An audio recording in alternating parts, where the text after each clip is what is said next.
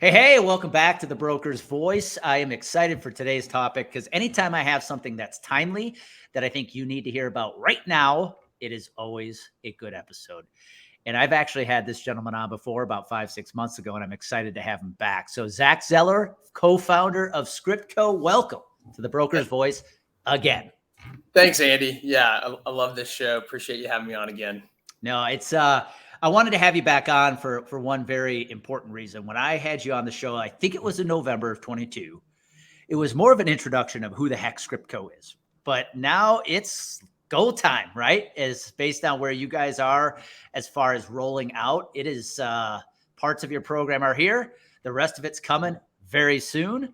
And I wanted you back on to basically open this conversation up to the health insurance broker market because you guys are here and it's time for advisors and employers to utilize what you guys have. But before we get there, for the people who did not watch the episode 6 months ago, give us a little backstory of who ScriptCo is and how was it founded?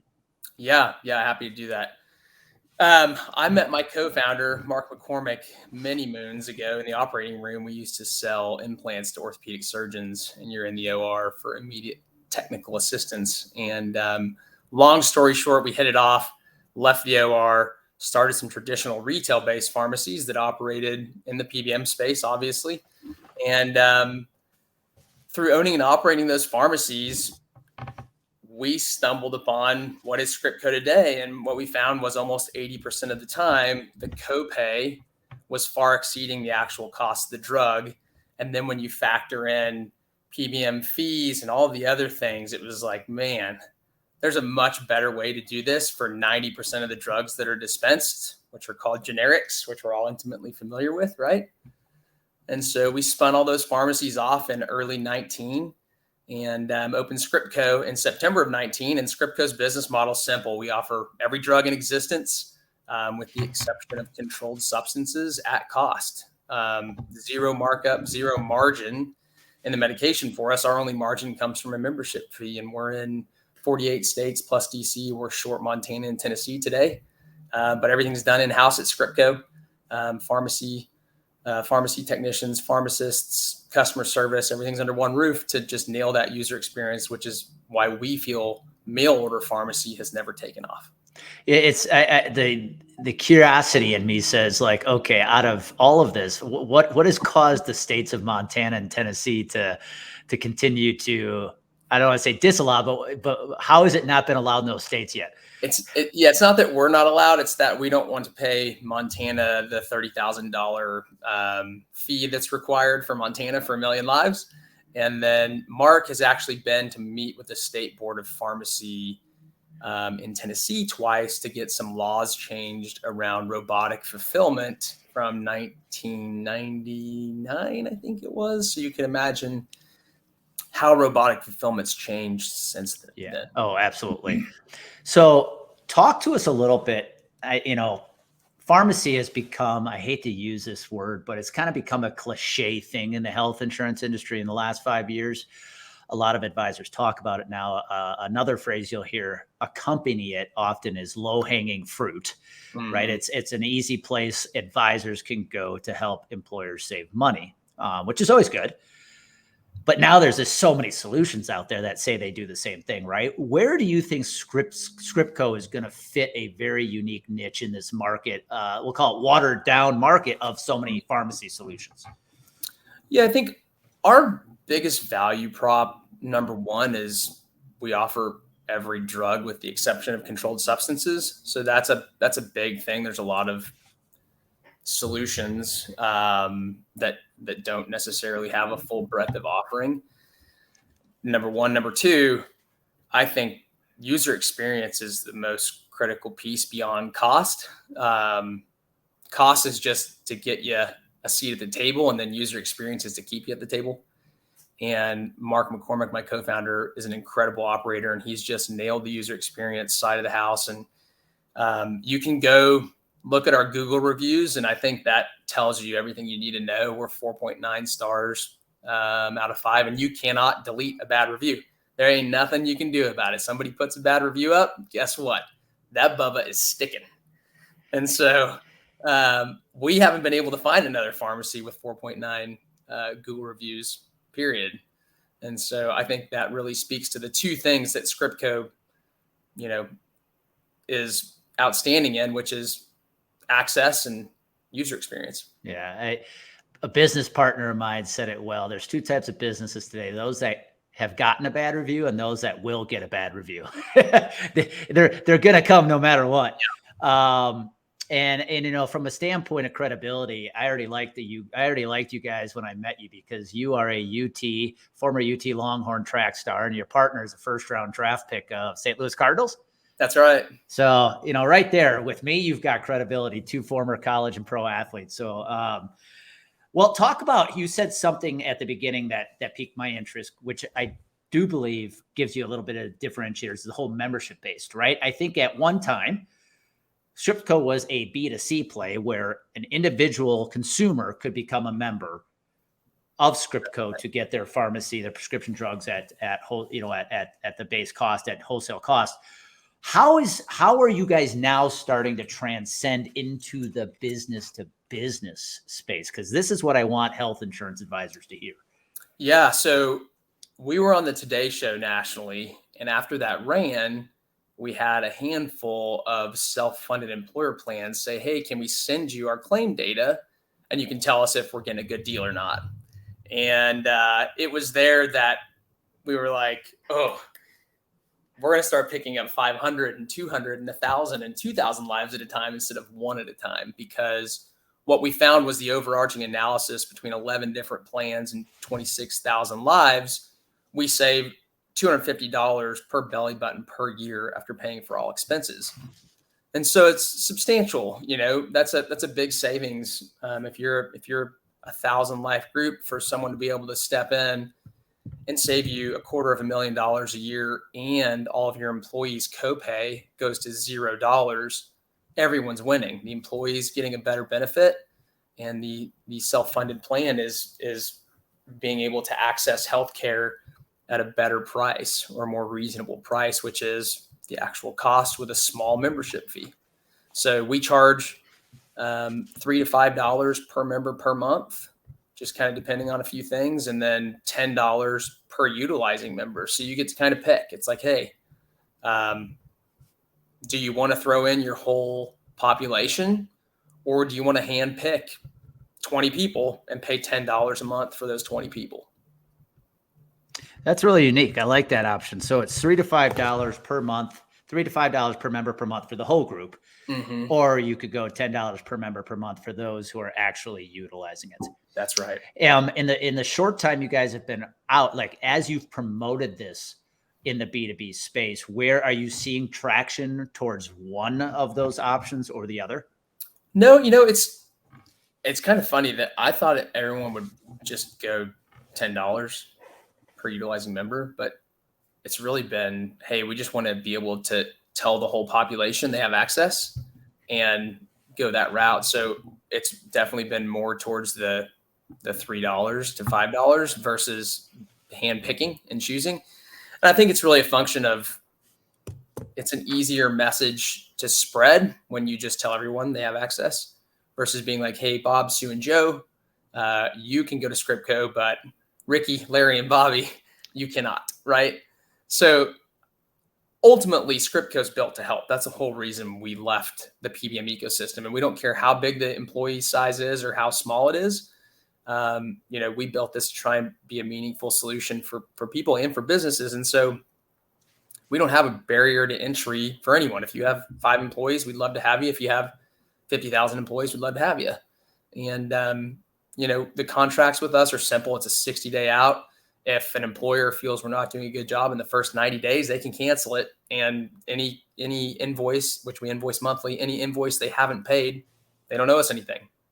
Yeah, I like the flexibility too, because you're going to probably get some larger organizations who may want to test pilot this with a specific segment of their population, and that gives them the ability to do it with the $10 per utilizing member option. I really like that. So I could go a number of ways here on the program, and there's several functions to Script Co. But before we get into the B2B opportunities, walk us through how this works. So if I'm a participating member, whether my employer is paying for it or I pay for it, how am I getting my prescription drugs from you?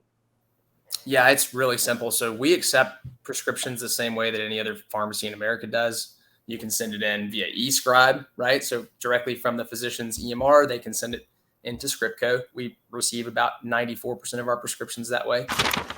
You can get it faxed in, you can have it called in, or you can go real old school and have it mailed in.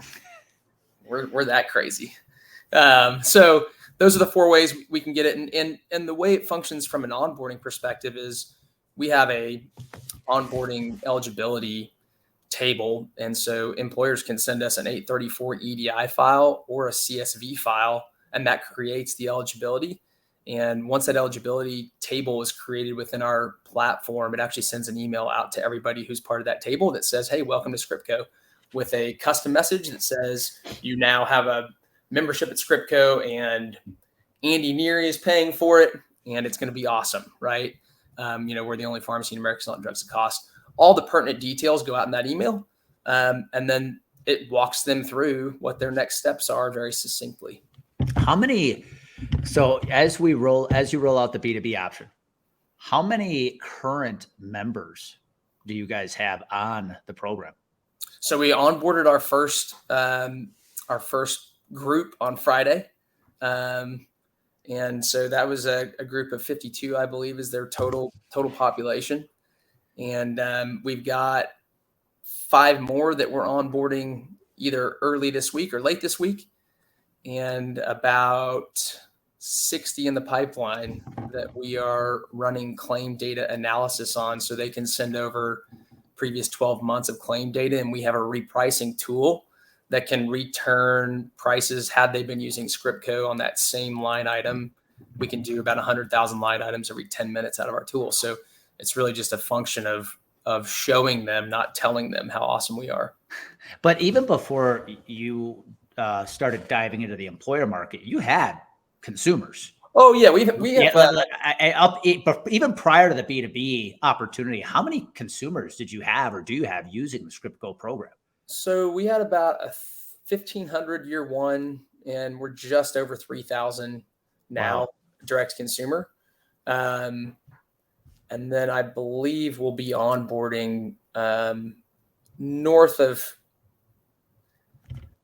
5,000 in the next few weeks. And then I think we've got a large pilot that starts in July with a extremely large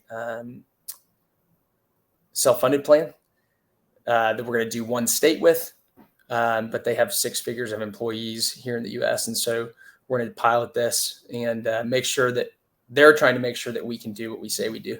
That's awesome. Yeah. So, there's definitely an up and to the right growth trajectory for us. And luckily, we've been well funded enough by the venture capital groups that have invested in us that we have the ability to grow to about 200,000 utilizing members in our current space without changing anything. So we've got a lot of growth room. That's awesome. Well, one thing that intrigued me offline, and you see this a lot in the health insurance space, solutions come in, they sound very intriguing, and then you come to find out they only want to work with groups 5,000 lives and above. And to be honest, that eliminates 95% of the brokers from ever using that solution.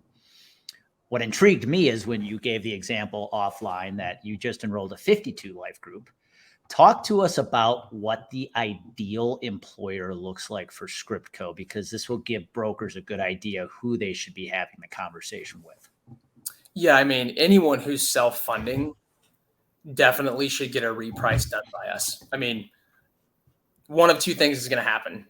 Either they have an incredible solution that we can't touch, which I personally don't think currently exists. But, I've been wrong a lot in life, and so I could be proven wrong. So that's option 1, right? Or option 2, we can have a meaningful conversation about real savings that can be created by utilizing Scriptco in a self-funded plan, because at the end of the day, Scriptco removes any PBM adjudication fee, which I just got a contract this morning. Each adjudication is $6.50. That's just an adjudication fee. That does not include patient copay or plan sponsor pay, right? But the beauty of doing the actual claim analysis is we can have a real conversation about, hey, we can either save you money or we can't. So if you're self-funded, give us the opportunity to reprice claim data. And that's really it. Anyone that's self-funded should reprice their claim. I was going to say, so for the sake of trying not to make you repeat anything, but I probably will. Okay, cool. I've got a self-funded group. Sounds like size isn't the problem. We talked about a 52 life group enrolling. What do you need from that group or that broker to be able to do an analysis for them? Yeah, so we have an Excel spreadsheet that we can share, and literally all it is headers, right? So we need NDC, we need quantity dispensed, we need patient pay, plan pay, and any administrative fees that are being assessed per adjudication. And then we can turn around a very meaningful report that says, hey, if you utilize ScriptCo for generic maintenance meds and brand only maintenance meds, this is your savings. Cool. Talk us through the timeline. That's why you and I are recording this on Monday, May 15th. It'll go out on Wednesday, May 24th. So if you're watching this right now, it's 24th, and I just ruined it for you. Yeah, this is pre-recorded. But talk us through the timeline. So you just enrolled groups. You're in the week of this going out, you're enrolling groups.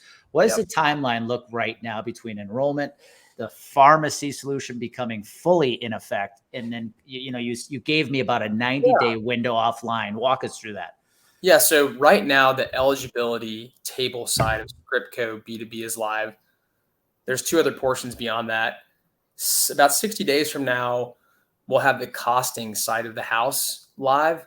And that is where you will be able to, as a self-funded plan or a plan sponsor, whoever it is, right? They can say, hey, I want to pay $3 towards each 30-day supply for a generic, and I want to pay $20 towards each 30-day supply for a brand only. Or I want to attribute 10 cents towards each day supply for a generic and $1 towards each day supply for a brand only. It just allows you to dissect the costs of medications in pretty much every way you could imagine.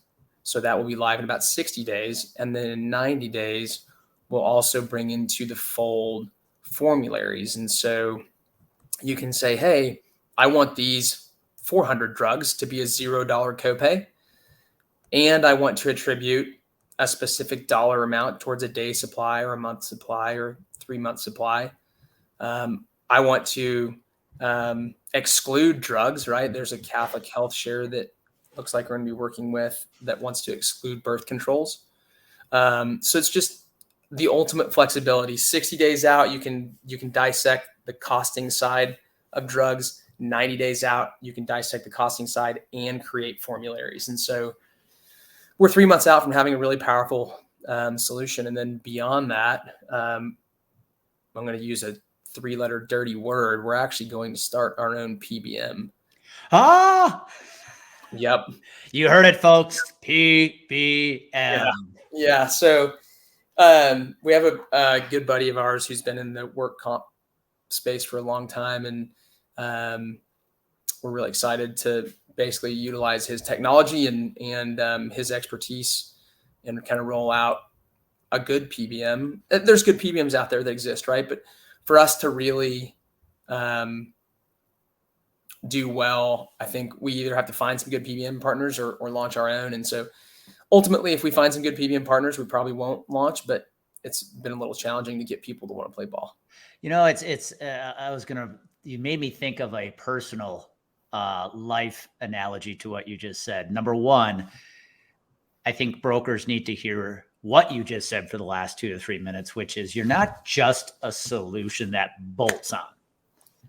You're going to have the ability to actually create the formulary, right? Not play within the ground rules of the current formulary. But then 2, you guys are going to be rolling out your own PBM. And the analogy that I thought of was Amy and I are looking at buying a house here in the near future. And I eventually said to her, I said, it's just the two of us. So every house we look at is like 5,000 square feet. We're like, we don't need 5,000 square feet. And I said, I hate to tell you, if we're going to get the house we want, we're going to end up having to build it. And that's kind of where you guys are at, is like, hey, if we're going to find the PBM we actually know or think will work the way we want it to, we're probably going to have to build our own. Yeah. So with that being said, I'd love to hear your opinion on what does a good PBM need to have? Yeah, I think it boils down to two things, right? It's really not having these crazy per adjudication fees in there, number one. But number two, I think it's creating formularies that don't sink the employer and that utilize patient assistance programs and international sourcing. I think if you do those things, I personally have looked at this in depth, and I believe we'll be able to walk into any self-funded plan in America and cut their costs by 40 to 60%. Like, sign here. Yeah, that's awesome. It's music to the ears, because I think something, with all the advisors I get to work with on a weekly basis, and being a former advisor myself, there's nothing more disappointing than having a cost containment solution come into the industry, and it rolls out with a lot of flair, and people love it. And then a few months, a year down the road, you start learning, wait, they're not as transparent as they said they were. Yeah.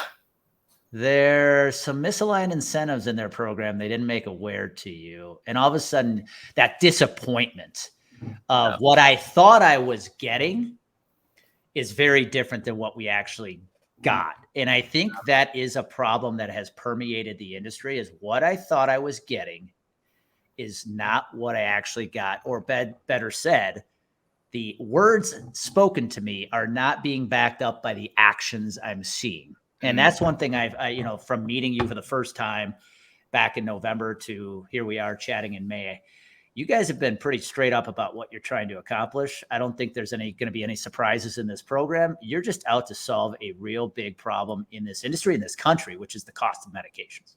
Yeah.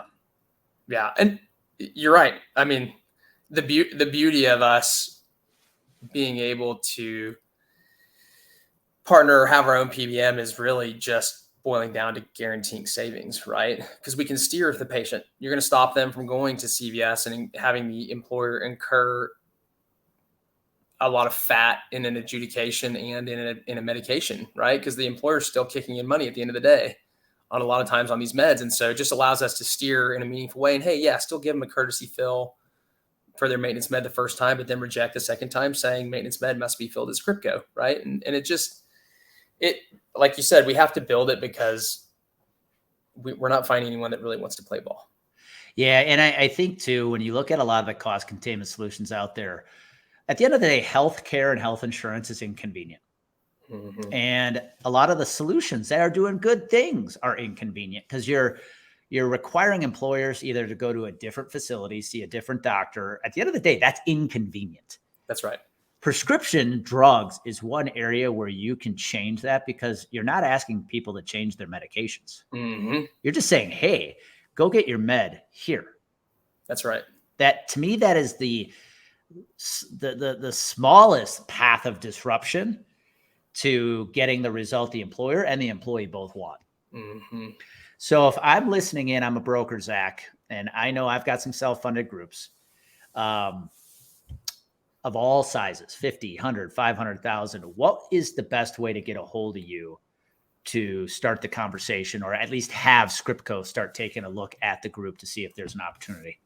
Yes, send me an email. I think that's really the best way for me to track everything. And my email's first initial last name. So it's Z as in Zach. Yep, there it is. Bam. Right there, right here, folks. Send Zach an email, because I tell you what, from everything I've seen so far, I've been very impressed. Everybody listening in, this is the low-hanging fruit in the industry, and there's a lot of fat in this part of the industry, and there's a lot of people saying they're going to bring transparency who are not. And so take a look at this solution. I think it's something different. I think it's the wave of the future. of what we're doing from membership-based program. Any last advice, Zach, you want to give brokers out there who are looking at self-funded groups and looking at bringing new solutions to those prospects and clients? I think maybe not advice, but just a data point. When you look at the average 90-day supply of medications dispensed at Scriptco, our average cost inception to date is $8.70. And so when you really conceptualize that, that's every drug that we've ever dispensed. And we inventory around 1,250 drugs on the shelf, right? That get moved weekly. And so I think it's really a telling statement of generics are not expensive. And generics account for 90% of the drugs being taken in America, right? And so it's just a worthwhile endeavor, again, to get these claim data pieces repriced so you can wrap your head around how you can impact your clients' lives. Cool. Well, I have one last question to ask you, and it might be the most important question I do ask you on this show. So you're a former Texas Longhorn track athlete, track star. Have you had a chance to meet Matthew McConaughey? I actually have. Oh, you are a lucky man. I have a man crush on Matthew McConaughey right now. I'm digesting all his content.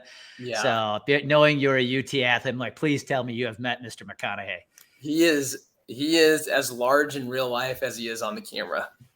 He seems like one of those guys that is exactly who you think he is when you meet him. Yeah, it's like you know him, right? Yeah. Just he doesn't change in real life at all. He's just super down to earth, very personable, looks you in the eye, high fives you. I even got a hug when we were done talking. So you're talking to a jealous soul now. Yeah. Isn't he the minister of culture? He is the minister of culture. Yeah. That's awesome. Yeah. That's awesome. I had to ask that. It's very rare I get a chance to talk to a Texas athlete. In fact, I am having a former Texas defensive back on my Bullpen Sessions podcast, who's actually a health insurance advisor. You guys will probably want to connect. His name is Chris Carter. He played with the Longhorns back in like the early mid 90s. Nice. But he's a health insurance advisor in Houston right now. So Chris, if you're listening, get a hold of Zach. Yeah, I know what you're trying to do, man, and Zach could help you. So, well, Zach, I want to thank you for coming on, man. This was fun, just like last time. Brokers listening in, take this seriously. This is a new program out there. They're already enrolling people. I know some of the advisors who are partnering with Zach. They're some of the best we have in the industry, so you're not going to want to sit on the sidelines for too long. So reach out to Zach. His email is right there. And you know what happens when you have confidence, you mix it with clarity, you do amazing things. And Zach has a program that should give you the confidence to go talk to some self-funded groups. So Zach, one more time, thank you. Andy, thank you. For everybody else, be well, have a good week, and make sure you reach out to Scriptco. Be well.